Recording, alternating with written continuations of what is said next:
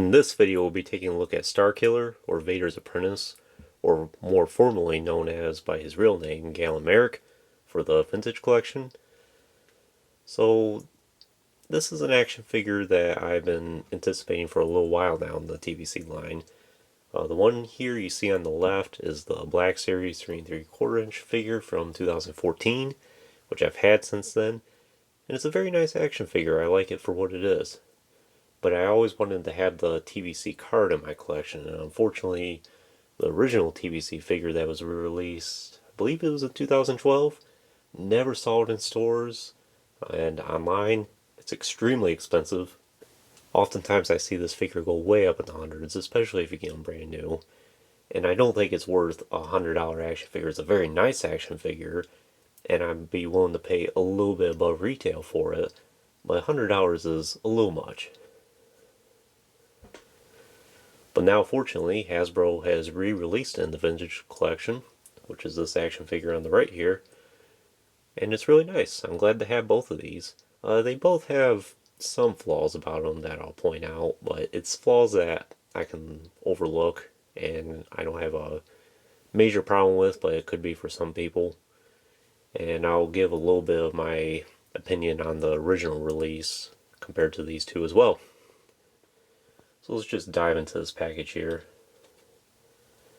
So very nice image of Galen Merrick there from, I'm pretty sure that's got to be the Force Unleashed 2, which I'm pretty sure this is what this figure's based off of. I did play the Force Unleashed at the time it came out back in 2008, and I did play it quite a bit for about the first year or two. I haven't really played it since then. I do have them both still, and I tried playing the first one, it's probably been 2 years ago at this point, and I only played about the first half of the first mission, and it's a hard game for me to get into anymore. It's just not the style of video games I really play. It's a fantastic game. I love it, but as far as just going through and playing it nowadays, a little bit different story. Well, it's a nice image there. Starkiller, Vader's Apprentice, expanding universe. Nice to see Hasbro maintaining that logo. And it was VC 100 at the time. And I have Piet, Hunter, Clone, now Starkiller, Cal Kestis, all reviewed on channel as well.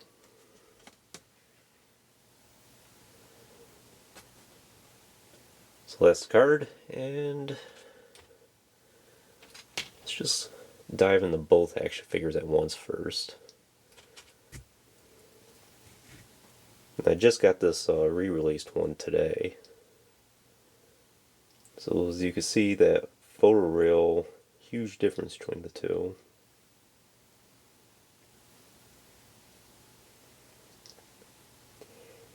And the original release is basically a combination of these two. It does not have the photoreal face, obviously, and it's pretty similar to this one, although the Black Series one is slightly more blotchy, or at least some of the samples I have seen are a little more blotchy compared to the TVC one. And of course, this is the TVC figure. So some of the flaws I'll point out. I don't think I really have this problem with mine, but I have seen it on some of them. For the Black Series one here, sometimes he has a large unibrow and it's attached to his hairline. So you see mine does have a few spots on it. Nothing too major though. And on this new sample here, I did notice top of his head there, it might be kind of hard to see in the light, but it has a little bit of that shiny gloss of paint, especially towards the middle here, and it looks like there was some extra paint splattered on it. So you can see there, you can see a little bit of that shine.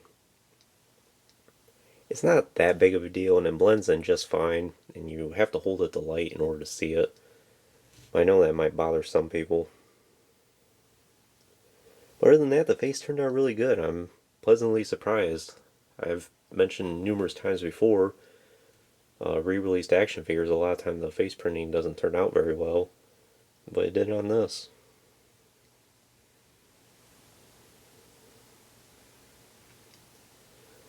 And as far as I could tell, other than the face, I don't think there's really any major paint differences between the two figures here. I do think the loincloth he has here, the TVC one here, looks like it has some weathering involved with it, while this one's more clean for the Black Series.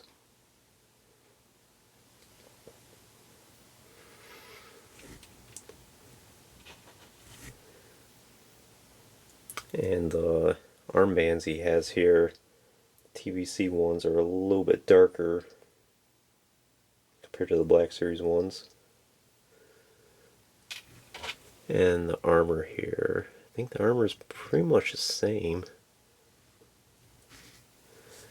No differences there. His rest of his flight suit here, I do think the TVC one's slightly darker around the belt area compared to this one. And the strap is a little more detailed, I think. You see that there, and you see that there.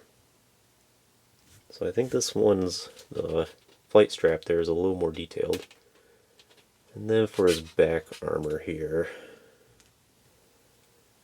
I think it's pretty much the same. Don't really notice the difference between that.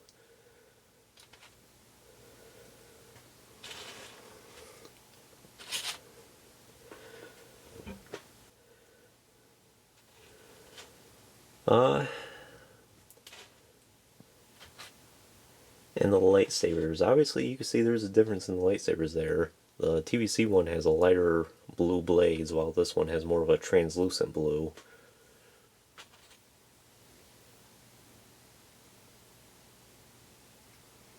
Nice to have that variety. I personally always liked that translucent blue. I thought that was more accurate for Galen Merrick because he's not technically a Jedi and he's not a Sith either, so it ties in very well with that gray Jedi look for him.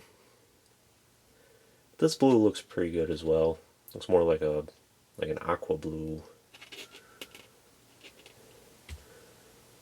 What else is there? The lightsaber hilts.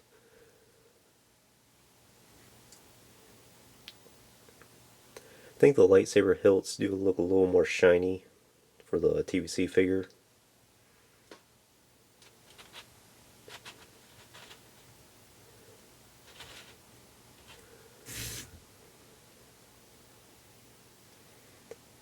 He does have the Imperial logo there on his sidearms, on both of them.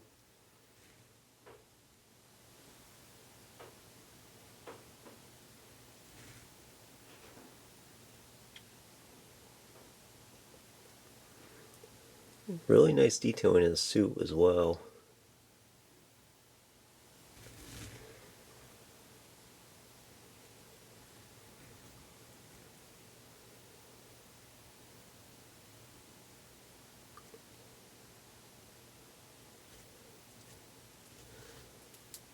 So in terms of the articulation, he does have a ball joint head. He does have hinged shoulders and hinged elbows and swivel wrists. And I'm pretty sure it's just a swivel waist he has. Yeah.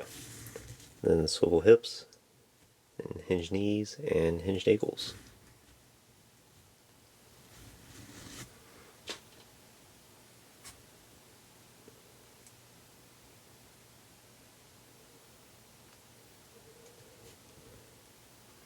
In terms of weapons and accessories, we've pretty much gone through all the weapons and accessories. But we'll just lay everything out right here.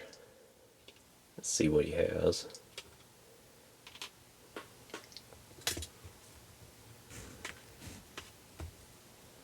So as you can see, he does have this interchangeable armor.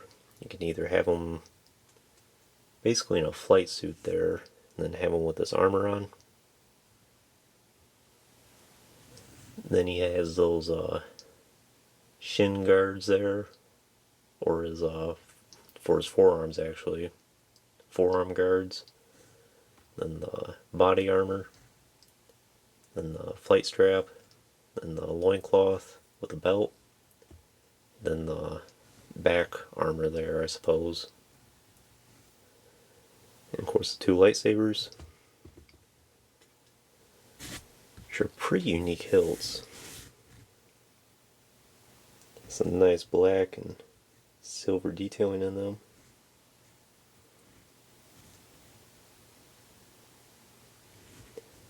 Then he comes with two unignited hilts, which attach to both belts, as you can see. Only problem is they have a really thick peg on them, and it's kind of hard to keep those in place.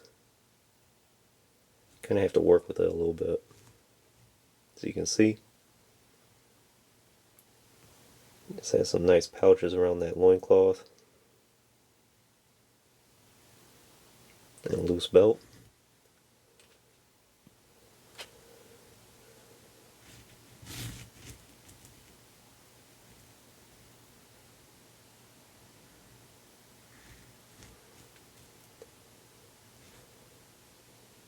There's a ripped shirt there.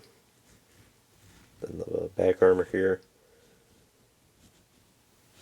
which is just plugged into his back.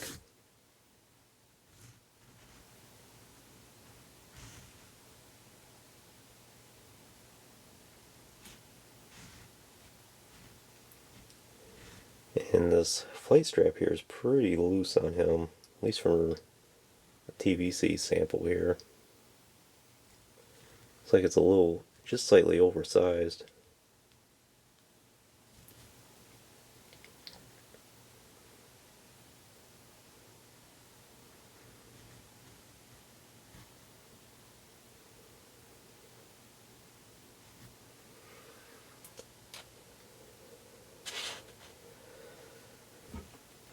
And as far as the original is concerned, like I said, it's kind of a combination of the two. It does not have the photoreal face, but despite that, the face looks really good on it. And as far as I know, the colors are probably more in line with this one here. I don't think it had this bright blue blade lightsabers. But still, it's a solid release. I like them both. What else could I tell you about them? Would I recommend for your collection? I would. One or the other. Obviously, if you're looking for more affordability, this one's the one to get, the re-release in the TVC line. But honestly, after having it in hand, I prefer this Black Series one here. I think the regular painted face looks better. Of course, it depends on the sample you get. Like I said, I've seen some pretty blotchy samples out there. But fortunately on mine, it turned out pretty good. And I think the colors look more in line with Galen Merrick's nature. Like I said, he looks more like a gray Jedi, while this one, the colors stand out a lot more and it makes him look like a regular Jedi. As far as getting the original TVC figure, at this point, probably not worth getting. Over $100, $200 for the same figure that you're looking at here, I don't think is really worth the price. But it's a solid action figure.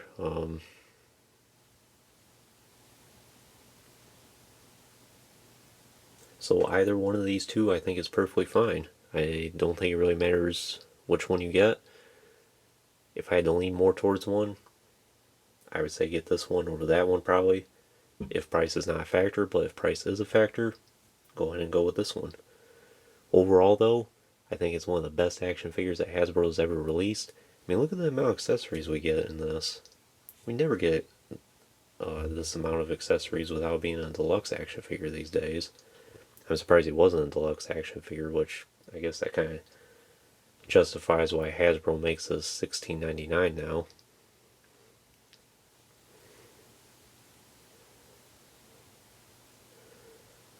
But it's one of the best TVC action figures that Hasbro's ever released.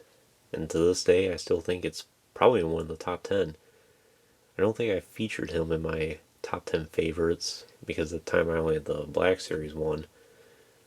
But someday, maybe I'll have to revisit that list and Maybe I'll be including him in it. We'll see. But regardless, even if he isn't one of my favorites, I still think he's one of the best. There is a difference between favorite and best action figures.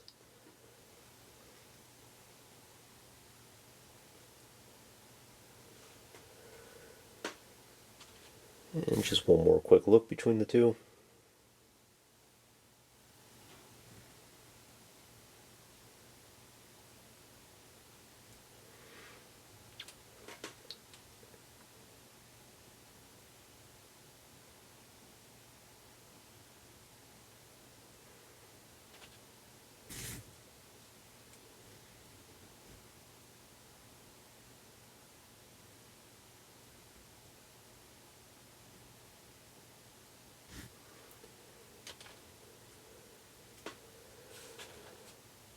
So that concludes this review, and I hope you enjoyed it, and stay tuned for plenty more reviews in the future. There will be lots more to come. And stay tuned as well, because I'll probably be doing a comparison of all the Starkiller action figures that Hasbro's ever released, minus the original TVC figure. So that'll be an interesting video to witness. And if you haven't already, please like the video and subscribe to the channel. I greatly appreciate your support. Check out some of the links in the description as well. Thanks for watching.